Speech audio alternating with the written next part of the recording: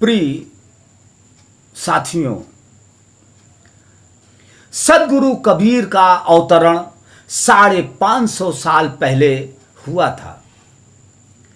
नीरू और नीमा ने बनारस लहरतारा ताल के पास जिस शिशु को गोद में उठाया और लहरतारा ताल के 2 बूंद पानी को उस बच्चे के मुंह में डाला, वह पानी अमृत हो गया।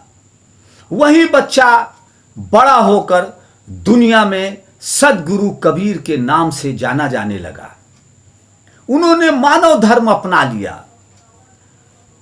एक ऐसे समय में जब चारों ओर पाखंड, कुरीतियों और अंधविश्वासों का दार दौरा था, जनता जड़वादी कुरीतियों और बुरे संस्कारों से त्राहिमाम कर रही थी।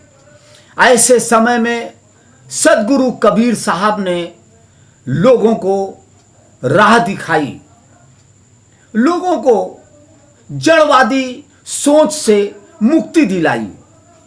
सदगुरु कबीर साहब का व्यक्तित्व उस समुंदर की तरह है जो समंदर शांत रहता है और उसकी लहरें लोगों के चरणों को छूकर वापस चली जाती हैं।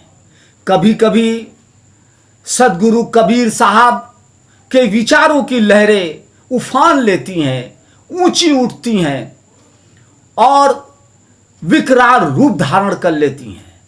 वो उन पाखंडियों के लिए, उन कुरीतियों पर, उन अंधविश्वासों पर एक कहर बनकर टूटती दिखाई पड़ती हैं। कबीर साहब के दोहों को साखी भी कहा जाता है। पोथी पढ़ पढ़ जग मुआ, पंडित हुआ न कोई। सदगुरु कबीर साहब कहते हैं कि पोथी पढ़ी पढ़ी जग मुआ, पंडित हुआ न कोई। 2.5 आखर प्रेम का, पढ़े सो पंडित हुए। किताबें पढ़ लेने से, लाइब्रेरी में बैठकर दिन रात किताबें पढ़ लेने से, तोते की तरह रट लेने से कोई भी व्यक्ति पंडित नहीं हो जाता, कोई भी व्यक्ति विद्वान नहीं हो जाता।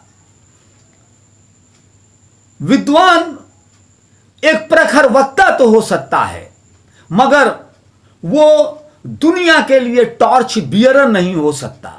वो इंसानियत का पैगाम दे, ऐसा संभव नहीं है जब तक उसके भीतर प्रेम का स्रोत न स्फुटित हो। प्रेम न बाड़ी उपजे, प्रेम न हाट बिकाए। सदगुरु कबीर साहब कहते हैं कि प्रेम बाड़ी में नहीं उपजाया जा सकता और न ही प्रेम को हाट से खरीदा जा सकता है। प्रेम हाट में बिकने की चीज नहीं है। राजा प्रजा जेही रुचे, शीश देई ले जाए। प्रेम के लिए चाहे वो राजा हो, चाहे वो प्रजा हो, उसे पहले अपना शीश देना पड़ेगा, सिर देना पड़ेगा, सिर गंवाना पड़ेगा, तभी वो प्रेम का स्वाद चख सकता है, तभी वो प्रेम के बारे में जान सकता है और तभी वह जीवन के मूल अनुभव को महसूस कर सकता है। शीश देने का मतलब यह है कि अपने अहंकार को मिटाना, अपने होने को मिटाना, अपने तकब्बुर, अपने घमंड को खत्म कर देना। यह सोचना कि हम बड़े हैं। अहंकारी व्यक्ति कभी भी प्रेमी नहीं हो सकता। प्रेमी वही हो सकता है जिसने अहंकार को त्याग दिया है, अपने होने को महसूस करना छोड़ दिया है। कबीरदास जी की सोच एक रहस्यमय दिशा की ओर भी ले जाती है। एक फिलॉसफी जो रहस्य में भी डुबोती है, मार्गदर्शन भी करती है, पीढ़ियों को जीवन जीने का तरीका भी बताती है। हंसा, यह पिंजड़ा नहीं तेरा, माटी चुन चुन महल बनाया, लोग कहें घर मेरा, न घर मेरा न घर तेरा, चिड़िया रैन बसेरा। यह जो शरीर रूपी पिंजड़ा है, यह जो हम बनाते हैं शरीर रूपी पिंजड़े को, और हम जो ये महल बनाते हैं तो सोचते हैं कि ये मेरा घर है। न तो ये शरीर मेरा है और न ये घर मेरा है। ये मेरा और तेरा सब समस्याओं और परेशानी और बर्बादी की जड़ है। जिस दिन ये तेरा और मेरा के बाहर हम निकल जाएंगे, उसी दिन हम मुक्ति या मोक्ष प्राप्त कर सकते हैं। उसी दिन हमारे भीतर प्रेम की लहरें उठने लगेंगी। उसी दिन हम प्रेम के शिखर को छूने के लायक हो जाएंगे। जैसे चिड़िया है, रैन बसेरा बनाती है और उसके बाद उड़ जाती है, इसी तरह हम सब हैं। बाबा दादा भाई भतीजा कोई न चले संग तेरा, हाथी घोड़ा माल खजाना पड़ा रहे धन घेरा। न यहां पे कोई दौलत आपके साथ जाएगी। बड़े बड़े किले आप देखें कि वीरान पड़े हुए हैं। राजाओं महाराजाओं के महल वीरान पड़े हुए हैं, ढह गए हैं।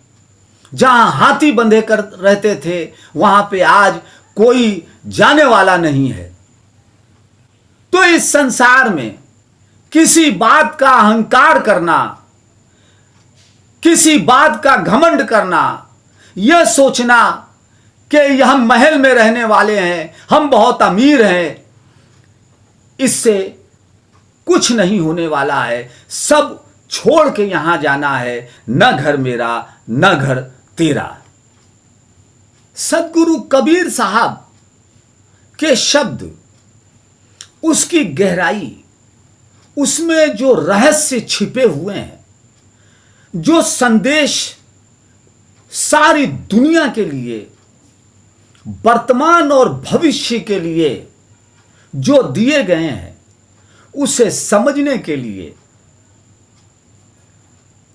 एक ऐसे व्यक्तित्व की जरूरत है जिसमें प्रेम हो, समझ हो और